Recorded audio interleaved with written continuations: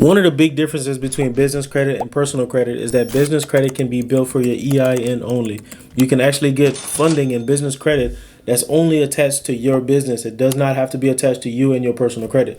So what that means is that you can have bankruptcies, charge-offs, late payments, collections. You can have a ton of this stuff on your personal side, but it still not affect you from building your business credit profile. On the other hand, your personal credit is attached to you as an individual. You have a social security number. Attached to that social is going to be whatever else you apply for in your personal name. So that's where your score is going to be with Experian, TransUnion, and Equifax, where it's going to range from like 350 to 850. And that personal credit is completely separate from business, and business can be completely separate from personal. You can use them both together. Like me personally, I use my personal and my business, but I can also use just my business and I can use just my personal if I wanted to.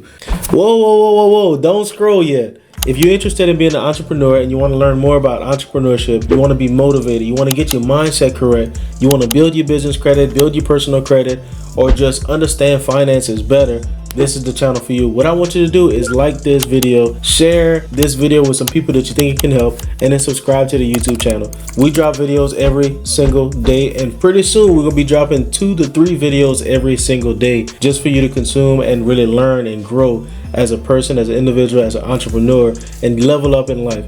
So I look forward to seeing you in the next video. This channel is going to take you one step closer to living the rich life. So like, share, comment, and subscribe, and I'll talk to you soon.